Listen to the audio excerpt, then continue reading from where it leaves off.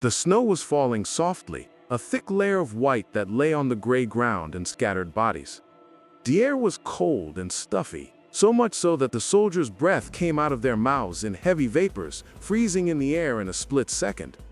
The front line of the Eastern Front was plunged into a heavy silence, but deep within this silence, the roar of tank engines, muted screams, and occasional explosions in the snow warned that the calm was only a prelude to another storm. The ground no longer looked like earth. It was a mixture of mud, snow, blood, and torn metal. The bare trees, bent under the weight of the snow, stood as a reminder of distant summer days. Amidst this devastation, the ranks of the Red Army, in their khaki uniforms and faces red and cracked from the cold, were preparing new trenches. Their eyes were sleepless and tired, but determined. A few kilometers away, the SS, in gray uniforms and high boots, were entrenched in their lines, with the same rigid, ruthless discipline that had been ingrained in them since the beginning of the war. A strong wind arose, blowing the snow like a cold mist into the air. The horizon was covered in fog. The faint sound of tank tracks could be heard through the storm. The Red Army was preparing to counterattack. During the night, Soviet artillery had identified the enemy's coordinates. At 5 in the morning, the first shots were fired. The ground shook, the white sky merged with black smoke. The sound of explosions echoed heavily in the valleys. The ground shook, and through the smoke, vague lines of soldiers running forward emerged. Bullets were passing from all sides. The snow was no longer white. Dark stains of blood had stained the ground. The screams were lost in the wind and bullets. On the right flank, the SS opened a devastating and accurate fire with their anti-tank guns. Several T-34s went up in flames. The sound of metal burning in the freezing cold was a painful contrast. But the Soviets did not retreat. A second wave, amidst smoke and fire, continued to advance. Behind the lines, commanders on both sides worked with wet and cold plans. Field telephones were disconnected and reconnected. Snow piled up on shoulders and helmets, and no one felt it anymore. The battle was fought in the dead of winter, where man and nature had found each other a relentless enemy. By noon, the weather was getting darker. The German tanks were stuck in the mud and snow. Some soldiers tried with frozen hands to pull the chains out of the mud, but no avail. At that moment, another mortar whistle sounded, and the blast wave plunged them into silence. White smoke rose from the crater. The air mingled with the smell of gunpowder, snow, and blood. Behind the Soviet lines, the wounded were being carried back on wooden stretchers. The sound of carts on the snow was monotonous and heavy. Among the ranks of the wounded, open but silent eyes stared at the gray sky. Snow settled on faces as if nature were trying to cover up the pain. Night was approaching, and the sound of artillery had not yet ceased. The earth trembled. The sky was bright with explosions, like hellish stars in the heart of winter. And in the midst of all that destruction, in the eyes of every soldier, only one thing remained: survival. The wind was blowing colder than ever, and the gray sky hung like a heavy roof over the battlefield. The howling of the wind mingled with the roar of the bullets, and the ground beneath our feet was nothing but mud and blood. The morning came. There was no sign of the sun, only fog, smoke, and the shadows of bodies buried in the snow. After 2 days of relentless bombardment, the SS were ready to counterattack. The radios were buzzing on short frequencies. Orders were being given in a dry, orderly voice, without emotion, without humanity. The Tiger tanks, with their heavy armor, emerged from the snow. The clang of their chains echoed in the morning silence, as if iron monsters had awakened. In the Red Army lines, fatigue and cold had gone hand in hand with a shortage of ammunition. Men who had not slept for days clutched frozen rifles in their hands, waiting for the sound of enemy fire to be heard in the distance. When the German artillery opened, the ground shook. The blast wave shattered the half-collapsed trenches. Chunks of ice and dirt flew into the air, and the silence turned into a hell of screams and explosions. On the front line, a group of Soviet soldiers tried to attack from the right flank, but machine gun bullets, one after another, buried bodies in the snow. No one had time to scream. Only the sound of heavy breathing could be heard amidst the sound of tank chains. The ground was covered in smoke and snow, and it was difficult to distinguish between life and death. Amidst the chaos, a few Soviet tanks with half-burned engines were still resisting. The crews were loading shells into the cannons with frozen hands. Each shot created a short explosion in the snow, but the enemy's response, with deadly precision, crushed everything.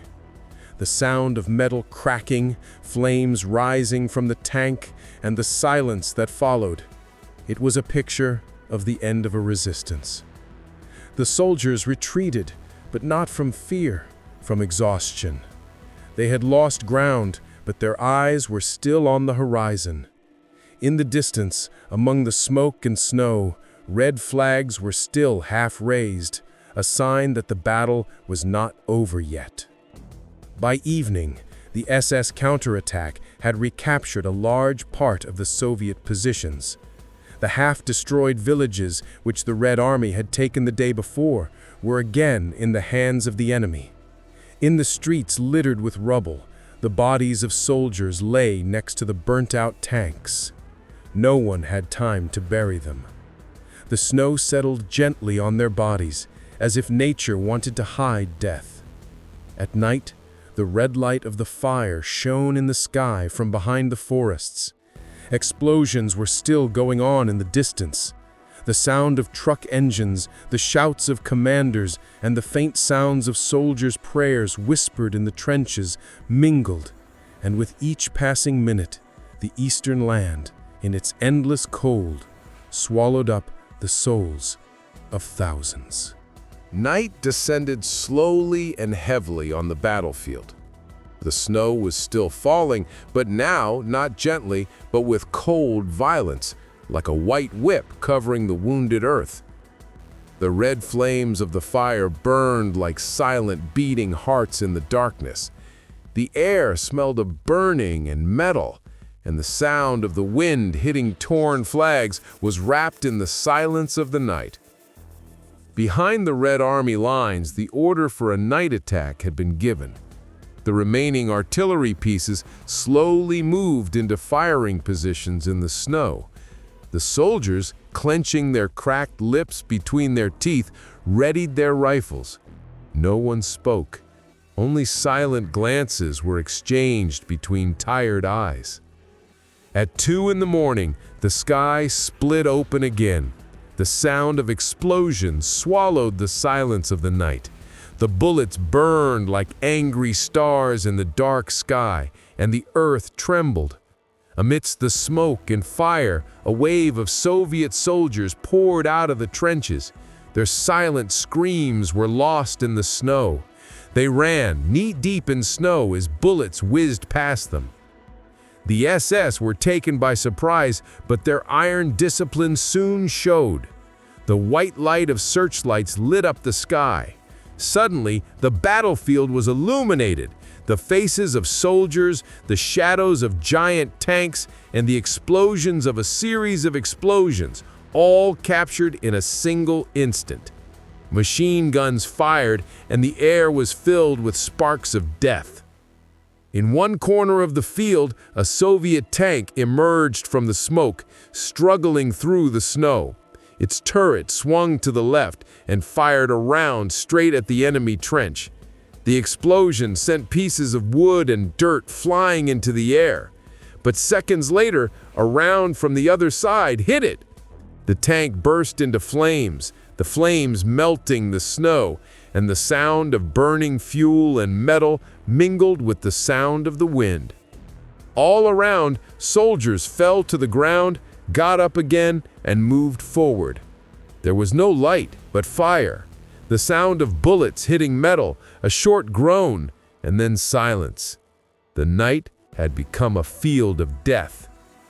Amidst all this chaos, only one thing remained constant: snow. Quietly and relentlessly, it settled on everything. On weapons, on bodies, on the cracked ground. Time seemed to stand still. Only the war continued. Until dawn, the lines of the two armies changed several times, but neither was completely victorious. The ground was divided between smoke, fire, and snow. The surviving soldiers, without saying a word, took refuge side by side in frozen ditches. The sound of artillery was fading, but the smell of gunpowder still hung heavy in the air. When the morning light broke over the horizon, nothing remained but ash, snow, and silence. The only sign of the night's battle was the blood-stained footprints that faded in the wind. Dawn barely broke over the battlefield. A cold gray light crept through the fog, revealing the scarred face of the earth. The snow of the previous night had covered everything, but beneath it lay the signs of death. Boots sticking out of the snow, the bent barrel of a gun half buried in the dirt, and tanks standing silent like black statues. The air smelled of burning. The smell of metal and flesh and gunpowder mingled with the icy cold of the morning. There was no sound except the sound of the wind, which blew through the perforated turrets of the tanks, making a distant moan.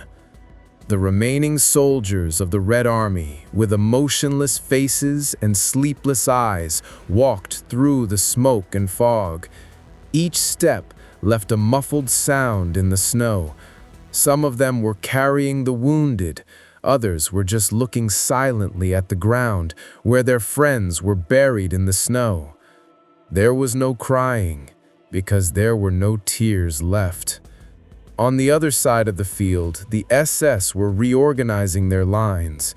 German discipline still rippled through their movements, but their looks showed something else: weariness, hesitation, and a silence seething from within. Amid the smoke and destruction, they were collecting bodies, adjusting their guns, and waiting for new orders. A burnt-out tank lay in the middle of the plain, snow melting around it. From inside, the smell of burning rubber and iron wafted. A few black crows sat on its turret, breaking the heavy silence with their cawing. Next to the tank, a half-burnt notebook lay on the snow. Its pages were stained with blood, but words in Russian could still be read. A few lines of notes, perhaps the last thoughts of a soldier who never returned. In the distance, the sound of the muted engines of the trucks mingled with the quiet sound of the carts of the wounded. The wheels stuck in the snow, making an iron groan. In every corner of the square, torn flags lay on the ground. No one had the strength to raise them. By noon, the snow had begun to fall, quiet, heavy, unceasing. It was as if the sky wanted to bury everything: smoke, pain, blood, and memories. In this endless whiteness, the line between life and death had faded. In the distance, another artillery shell rang out. It was not over yet. The soldiers raised their heads, their faces disappearing in the fog. The lines came to life again.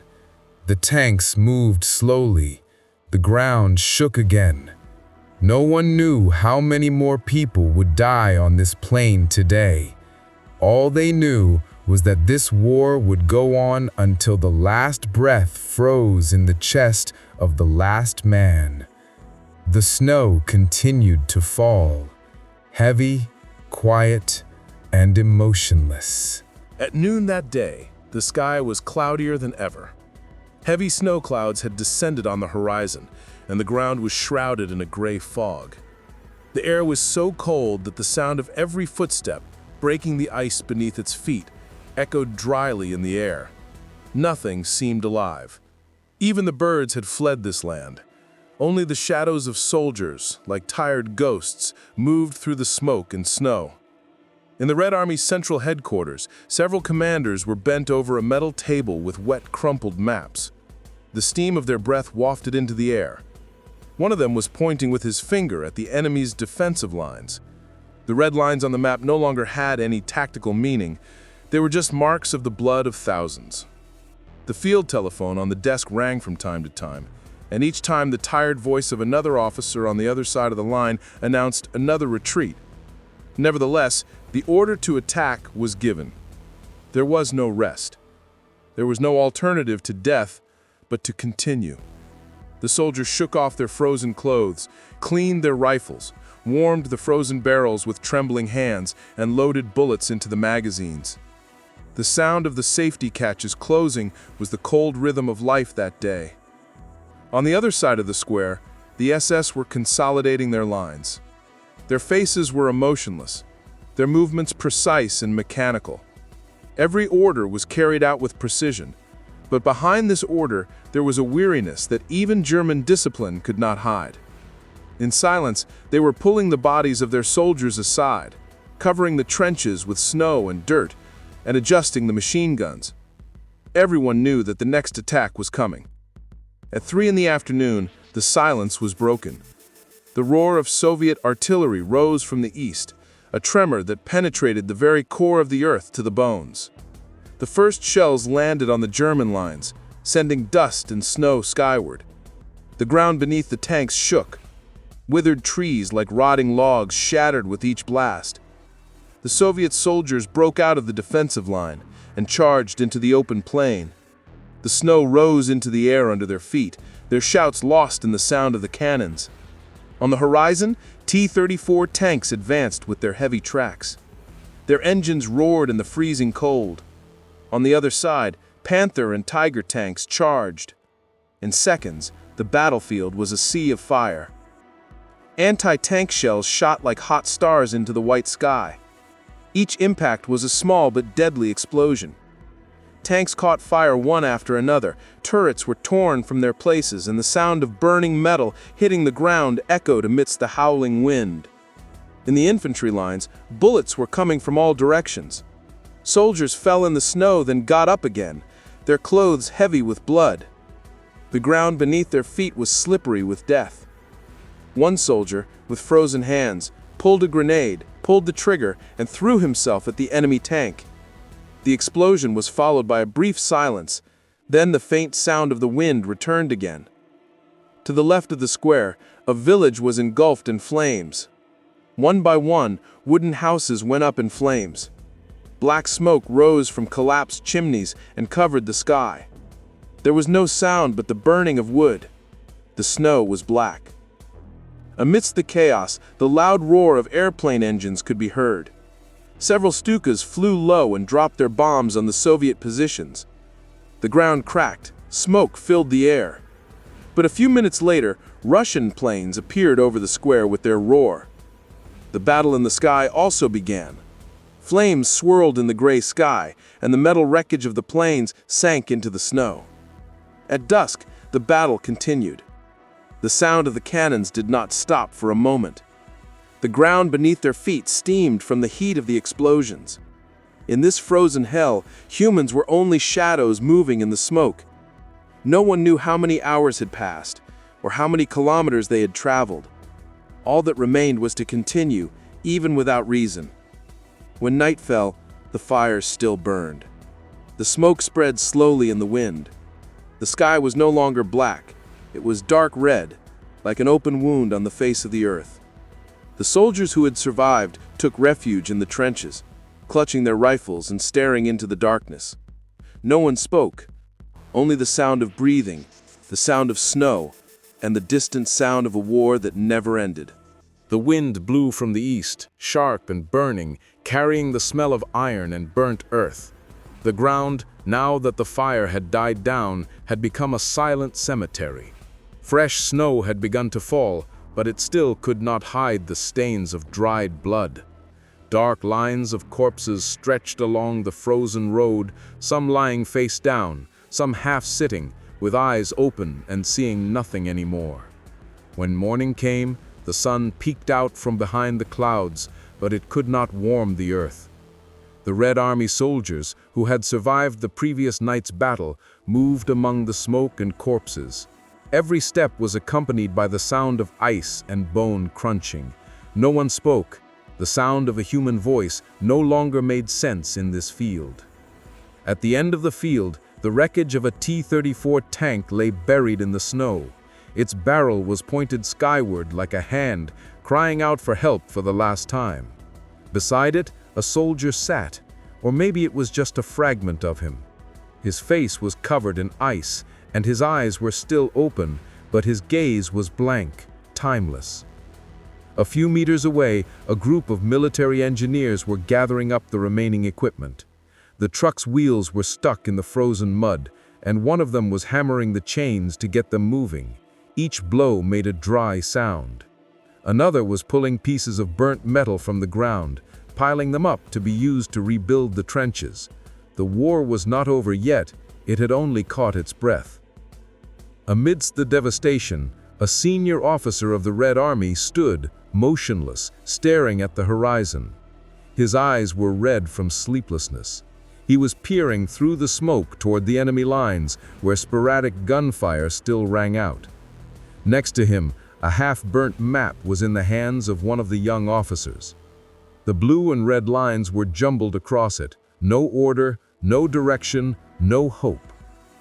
On the other side, among the ruins of the village, now reduced to half-burnt walls, the SS soldiers were hiding. They too had survived the last battle, but their souls were no longer in their bodies. One of them sat on an ammunition box, cutting a piece of the leather of his boot with his knife, perhaps out of habit, perhaps out of forgetfulness. Another was trying to tune with small field radio, but the rustling of the waves was his only answer. There was no news. The sky was filled with silence. The night before, their commander had been killed. A bullet from an unknown direction, just as he was giving the order to retreat. Now his notebook lay on the ground, its pages flapping in the wind, filled with notes that no longer had any meaning. No one picked it up. In war, even memories die. The sun was moving slowly across the sky, but no warmth reached the ground. The distant sound of heavy artillery still occasionally came from the north, a reminder that no peace lasts forever. A few Soviet soldiers muttered meaningless whispers, something between prayers and groans, as they gathered the frozen bodies of their comrades. One of them, the younger one, took off his hat, lowered his head, and stared for a long time at his comrade's lifeless face. His lips were cracked, and a tear escaped the corner of his eye, but froze before it could slide down his cheek. The air was getting colder by the minute. The wind howled through the ruined buildings, making a sound like a human groan in the wind. The creaking of metal, the falling of broken boards, and the rustling of flags hanging half-burnt from poles were the only living sounds around. In the evening, the sky darkened again. The smoke from the fires had risen, darkening the clouds. From the east, a group of fresh troops was advancing, their faces young, their eyes unfamiliar with reality. They passed by the corpses, not looking at the ground. Their commander ordered, in a weary voice, "Go west." No one asked why. As night fell, the temperature dropped to -20 degrees. The stars appeared in the sky, but even their light was cold. A temporary camp was set up in the middle of the plain. They lit a few small fires, but the flames quickly went out. There was not enough fuel. The soldiers sat together, pulling their coats tight, and tried to sleep, but sleep would not come. The distant explosions could still be heard, like the tired breathing of the earth. Farther along, in the enemy lines, the same scene was repeated. The German soldiers were also huddled around a weak fire. Their faces were lost in the shadows of the flames. One of them took a piece of dry bread from his pocket, divided it in two, and gave half to his friend. None of them said a word. Only the sound of the bread crunching in their mouths could be heard. In this long night, there was no boundary between man and enemy.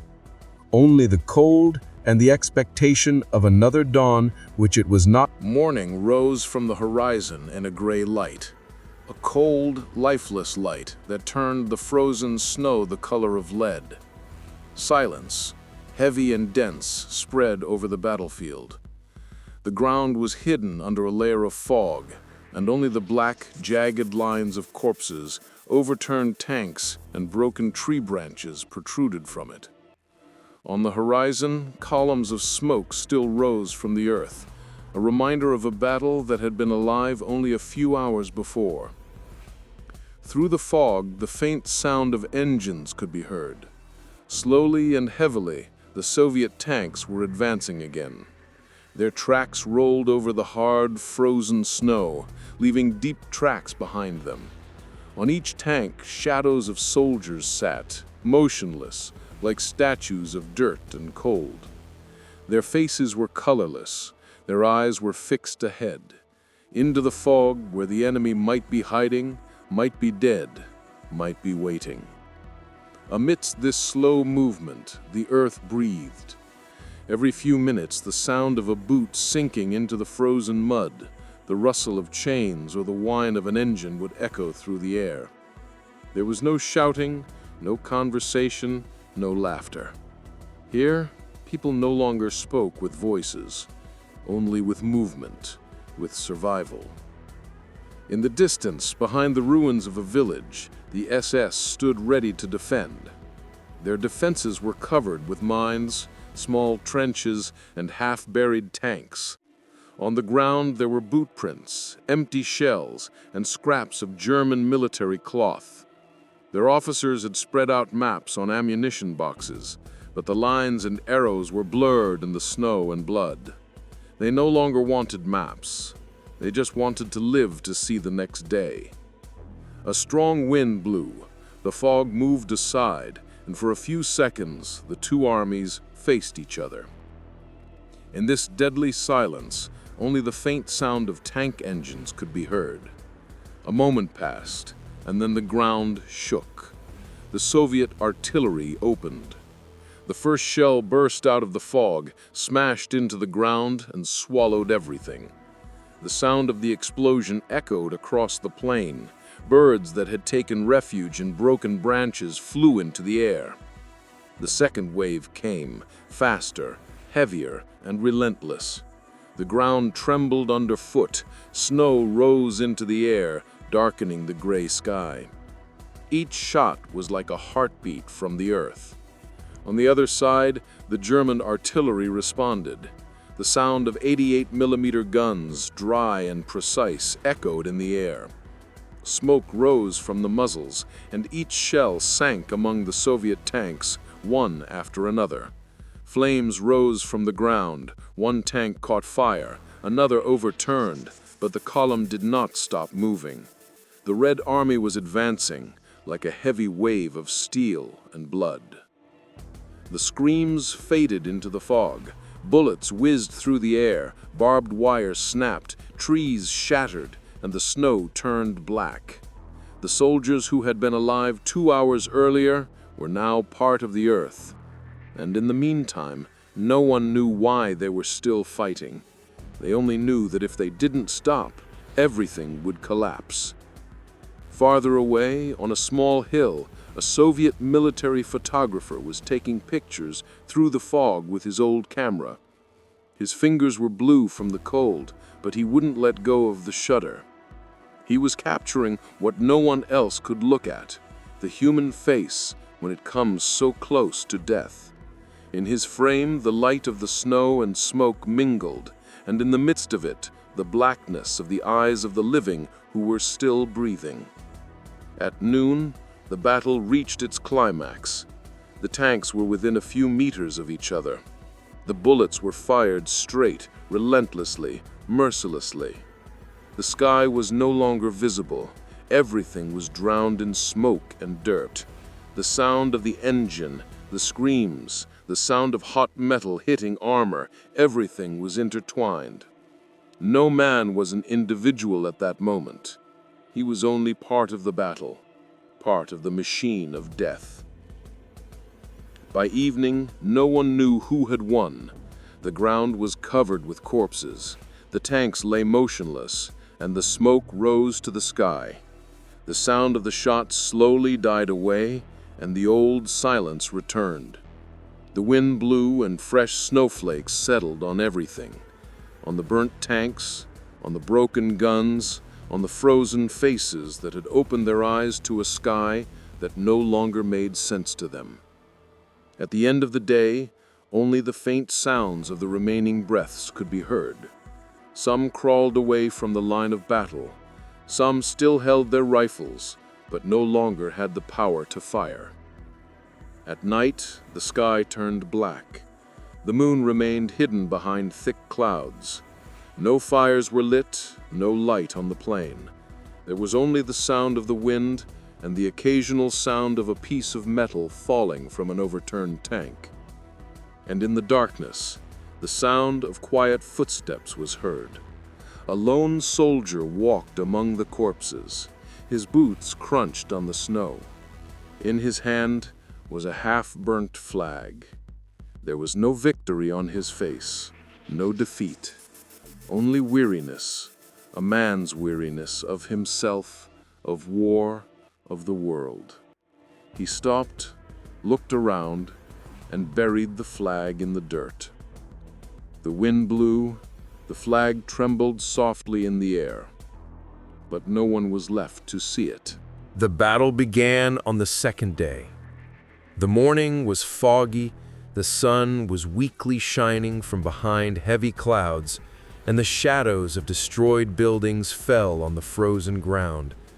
The smoke from the previous night's explosions still hung in the air, and the ground was littered with burnt tanks, broken tree trunks, and ashes mixed with snow.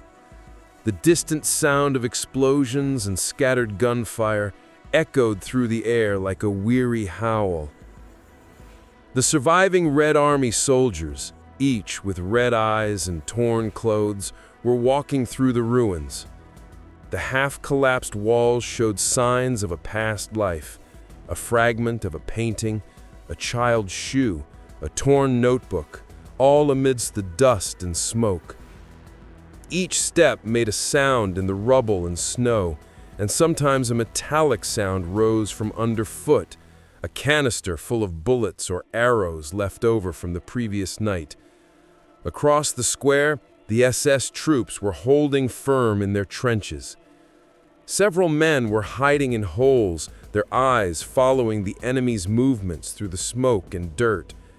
Anyone who raised their head might be the target of a bullet that would be fired a moment later. The sound of machine guns and grenade explosions constantly shook the air. Yesterday's burnt tanks now acted as a semi-effective barrier to the Soviet advance. Soldiers cautiously walked past them, looking out into the open fields where every move could be their last. Every few moments, the sound of explosions, bending metal, and scattered shrapnel broke the brief silence between attacks. One of the Soviet soldiers, a young man who carried fear and coldness in his eyes more than the awe of the field, was moving from behind the half-ruined wall toward the building opposite. He noticed that a small unit of the enemy was hiding on the second floor of a burned-out house. His precision at every step had slowed his breathing. The ground was slippery, and any uncertain movement could trap him. The SS, exhausted and broken from the previous night, were also trying to hold their position. One of the officers stood up and with a quick movement ordered the snipers on the roofs to be ready to fire. From behind the burned-out window, a rifle barrel protruded, ready to take aim. The soft click of the trigger was sharp and sharp even among the explosions.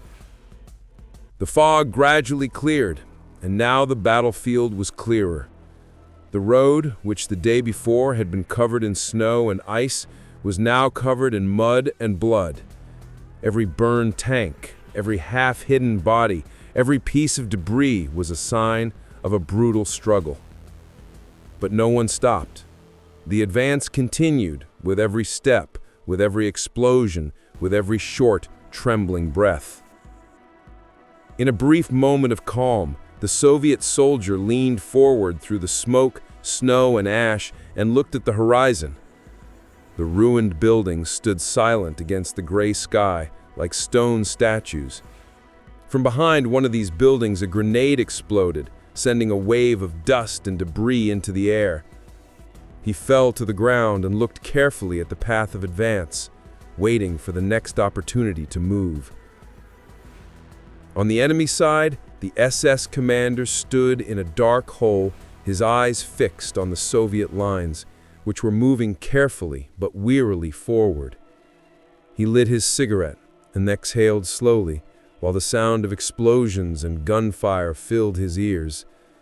Every movement of the enemy was a signal to him, every explosion a reminder of the weakness and fatigue of his own people. Noon had come. The low sunlight illuminated the snow and ash and revealed more details of the battlefield. Corpses, burnt tanks, and shattered walls, all depicted in a black and white frame. But none of the soldiers, Soviet or German, had a chance to look. There was no time to breathe. There was time to survive. The second day, with all its violence and brutality, continued. The sound of explosions, gunfire, and the howling wind continued to fill the field. Every soldier who stood might have been the last to breathe, but the war went on, without stopping, without fear, and with no hope but survival. The next wave of battle began from the east. The Red Army soldiers, tired and covered in dust, were moving slowly but determinedly through the ruins. The thick smoke from the previous night's explosions still hung in the air, limiting visibility. Every step on the frozen, muddy ground made a dull, muffled sound, mingled with the distant sound of gunfire and explosions. The burnt-out German tanks and combat vehicles were a semi-mobile obstacle to the advancing Soviet troops. Some soldiers walked over them, others walked cautiously past them, and still others took a moment to breathe under their protection. Every burnt-out tank, every collapsed wall told a story of the brutality and cruelty of war. A short distance away, a group of SS troops were hiding in a corner of the ruins. Their eyes followed the enemy's every move through the gaps and half-destroyed windows. The snipers were ready, and their accurate shots, even between scattered explosions, brought death closer at any moment. Every time the trigger was pulled, the brief silence between the explosions was broken by the sharp sound of a bullet, and a wave of fear and panic swept through the Soviet lines. The fog slowly lifted, revealing the battlefield in greater detail. Mud and blood, burnt tanks, half-hidden bodies, and the rubble of collapsed buildings all together presented a harrowing picture of the brutality of war. Every movement, every breath, every glance had become vitally important.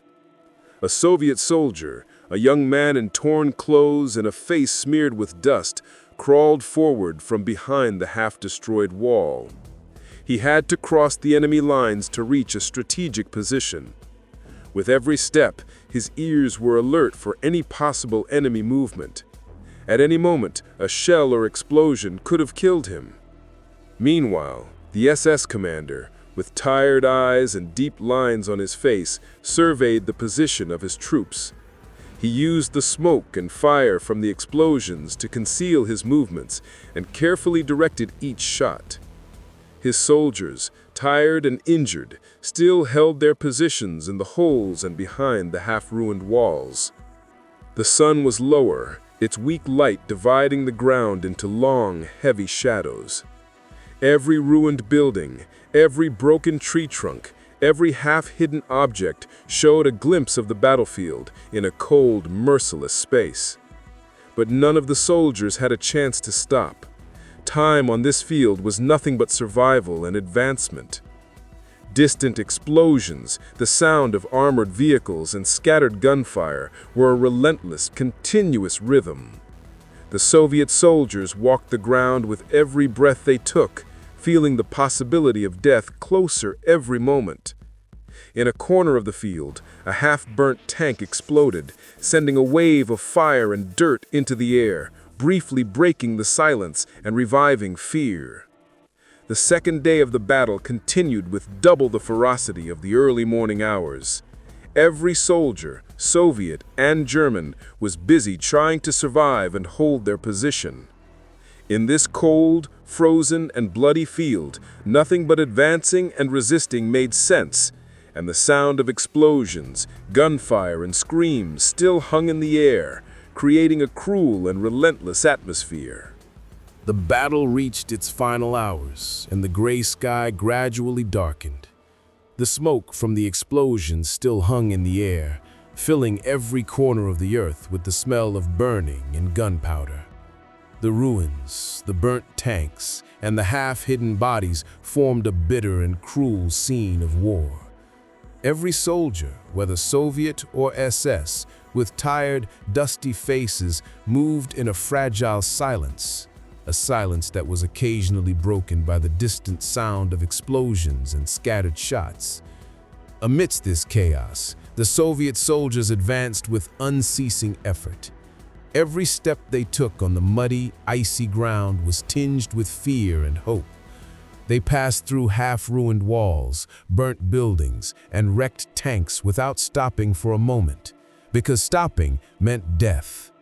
Every soldier knew that the slightest negligence could remove him from the battlefield, and it was this fear that kept the strength and decision of the moment alive in their hearts. Along the enemy lines, the SS troops continued to resist. Their snipers carefully watched every move of the Soviets, and their accurate shots brought death closer every moment.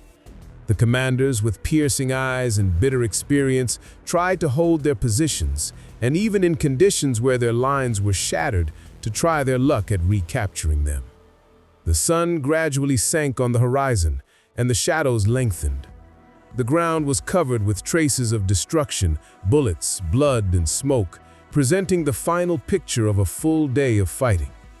The soldiers, with torn clothes and faces covered in dust, tired and exhausted by the intensity of the conflict, continued to move. There was no sound but scattered explosions, gunfire, and short groans. A world that barely breathed, in which survival was the only goal and desire. With the complete darkness of the night, the battlefield calmed down, but not as the end of the war, but as a brief moment of silence before the next storm. Amongst the ruins and remains of tanks, the soldiers found their half-sleeping place, with eyes still filled with fear and fatigue. Everyone knew in their hearts that tomorrow they would have to fight again and face another devastating death.